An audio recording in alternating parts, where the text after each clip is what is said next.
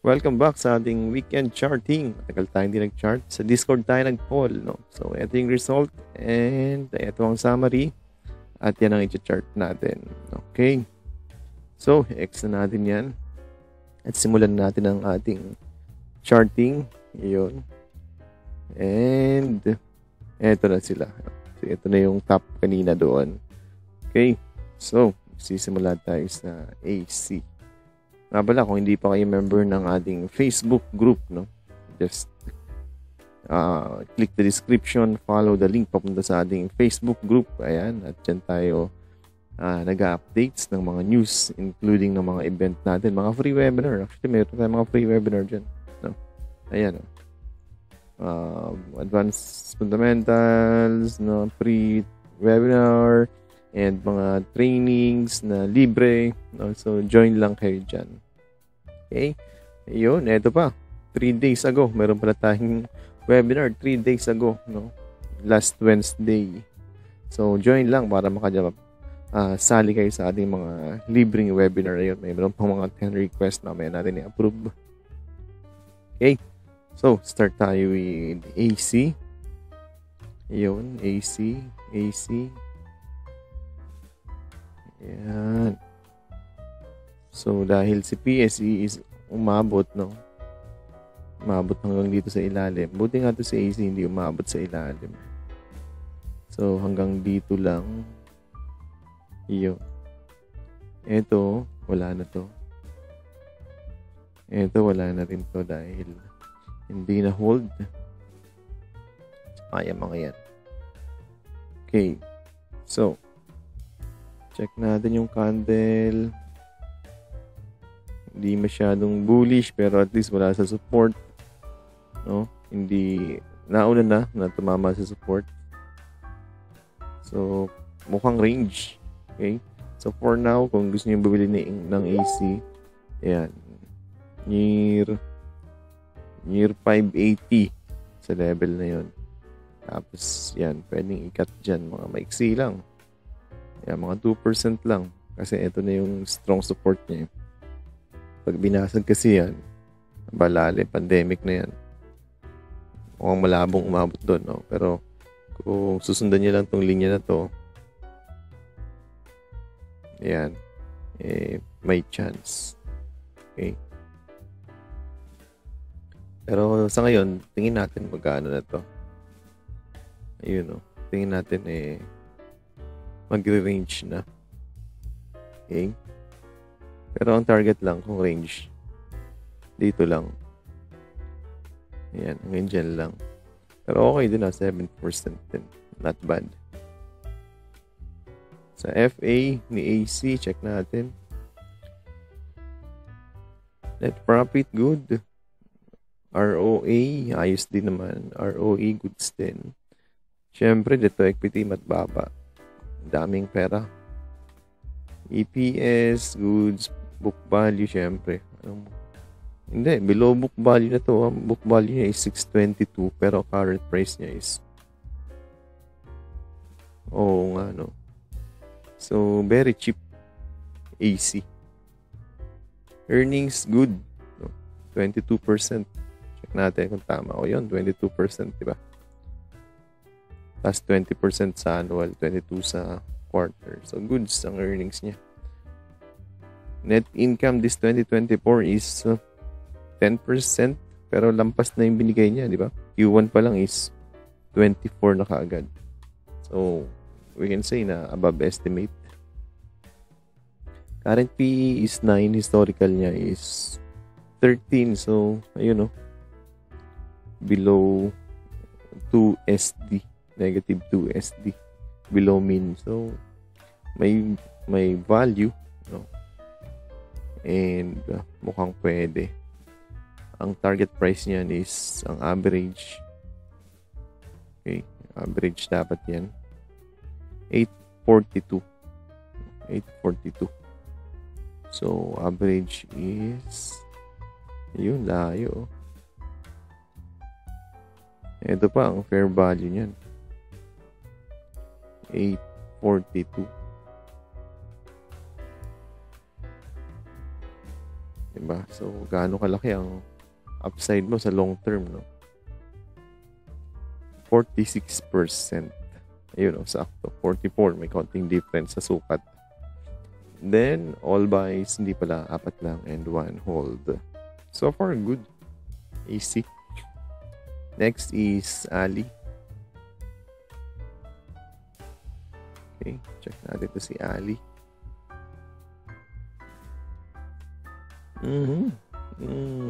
Binasag ni Ali yung support. Nauntog si MACD, you know. Ang gusto nating makita dyan i-retest ni MACD at si breakout. Or ni Ali pala si MACD, no? Hindi pa siya overbought. Pero tingin ko this is because of the MSCI last Friday. So, abangan natin kung magbabounce, no?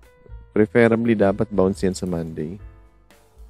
Dahil nag-rebalancing lang kahapon or nung Friday.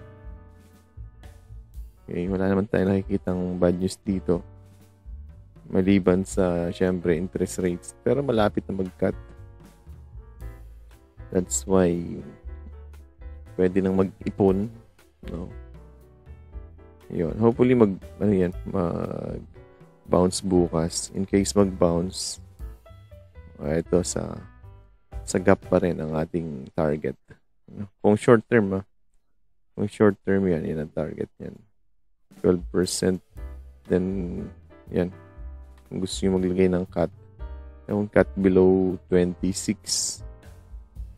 Kasi nasa support naman siya dito. Ayun, may horizontal support naman dito.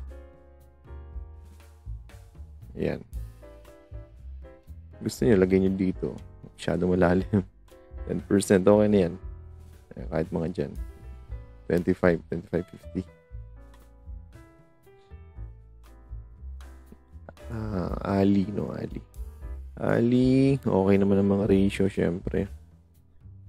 Book value, 21, almost 22. Malapit na sa book value, pero huwag namang umabot ng book value. Masyadong bargain na yun. Pero pag umabot doon, no-brainer na yun. No? May bounce yun pag pumalo sa 22. Earnings, 42%. 43 pala. You know. Annual goods din. Target niya this year is just 10. Pero nag-provide siya ng 43 kaagad. So, above estimate. Target price, average is 40. Sabihin na natin 40. So, that's 52% upside. And tatlong buy. Okay din si Ali. For long term, no? Short term, pwede rin ganyan, no? Range lang. Kasi tinatamaan naman, So, yung mga bumili dito dati, 27. O, yun, kumita na, mga around 10%. Diba? So, habang nag-aantay ka ng rally, di pwede yun. Ito, wala na muna ito ngayon. Sa taas to, Next is SMPH. So, SMPH, balikan natin si Ali lang. Saglit. Ayala Land. Masyadong mataas yung PE niya. Okay, mukhang may outlier. So, sige, wag na. Pwedeng tanggalin yung outlier. So, SMPH next. Next natin to at may mga SMPH. Yun. This time, no, naghiwalay yung magkakambal na si Ali at SMPH. Kasi si SMPH is may add weight sa MSCI. That's why nung nag-rebalance sa closing, doon pinasok. O kaya malaking volume tsaka umakyat, no? So, ganun din. Lagyan natin ang support dito. And dyan, sa level na yan, pwede kang mag-range trade. No? So, buy as low as 26 and sell around dyan sa 29. 13% upside. No? Pwede na. Kahit mga 3% yan. Diba? Okay din. Grabe, Ang earnings niya, Above pandemic, annual 32%, 128B. Ba, 128B. Samantalang dito, 118 lang ang annual niya, no? 118B. Dito, 81B. 2022. 81. 82. Dito, nag-105 na. Imagine, no, at 105, nandito siya. At 82, nandito. Pero ngayon, 128, pero nasa ilalim. So, it shows how cheap si SMPH ngayon. All buys, 45% upside. Target niya is 40 pesos, like almost same like Ali. Historical PE niya is 21, current is 18 or 19. So, undervalued. You know.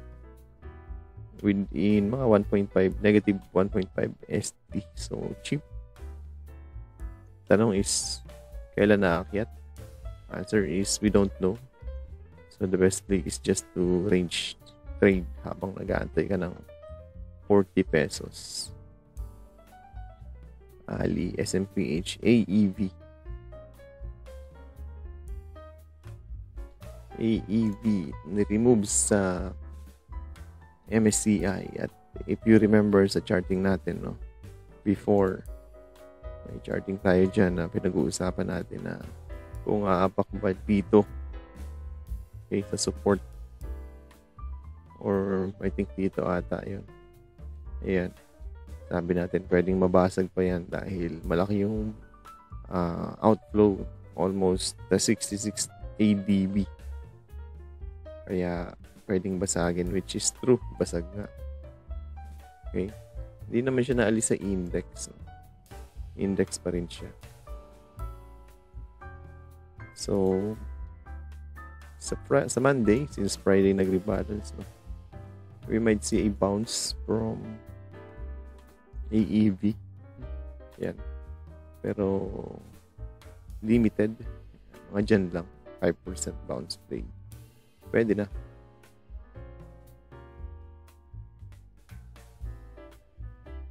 Yan. Kasi downtrend na rin naman.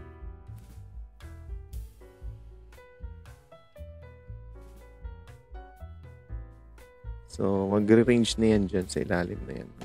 Hindi rin yata, tingnan natin Hindi rin kasi ganun kaganda masyado ang FA nito. Though mataas ang dividends niya, 4%. Tingnan natin. Yun, dalawa. March. Oh, lately, March lang. Tapos isa lang, no? So, 2.8 lang yung binigay niya this year. So, 2.8 dividends. Okay naman, pero baba ng earnings, oh. Above estimate, pero ang baba pa rin, no? 3% lang ang target this year. Though, yun nga, above estimate. Pero, para sa 3, compared mo naman sa 43, di ba? Malayo. So, quick bounce lang to. Cheap, hindi masyado. Kasi kung titignan natin, 8 siya, pero ang forward niya is 9, historical niya is 16. Cheap din. Cheap nga din. Ayan, target price is 57. Same thing, 57% yun. 3 buy, isang hold. So, quick play lang for AEB sa ngayon, no? Kasi baba nito. Unless magbago yung outlook for AEB. Ayala REIT, pang 5. So, ito yung last na yung first part. Nasa kabila.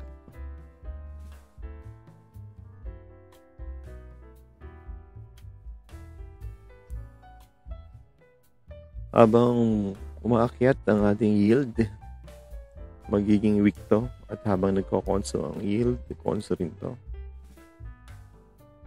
Ayan. Medyo umaakyat ang 10Y. Nakita nyo naman sa market outlook. That's why nagpapahinga ang ating mga REITs. Pero okay lang yan. Dahil bayad naman tayo sa pag-aantay. No? Lagi tayong binibigyan ng dividends yan. Ngayon nga, ayun 1.65. I think ang yield nito is yun, 6.84. Pwede na, di ba? Support kung gusto niyong bumili. Itong level na to dapat di mabasa to. Itong 33. Pero downtrend na. Short term downtrend. Ito naman. Ayan. So, sana lang mabasag niya to. Ayan, mabutas to para mag-breakout. Papuntang 35 yan. 35, 36. Hanggang 37. Pag nabasag niya to, no? Sa ngayon, parang hindi. Parang basag pababa. Pero tingnan natin sa 10Y. PH 10Y. Siyempre, US 10Y din. Kung saan pupunta, no? Kung hindi naman niya mabasag yan, dito siya pupunta sa line na to. Diyan siya mag-trend hanggang 31.50. Okay? Pero so far, wala akong alam na values kay Arit. Kaya kung hindi man yan magbasag pataas pababa, mag-consolidate lang yan dyan. 33 to 34. Yun lang gagawin yan.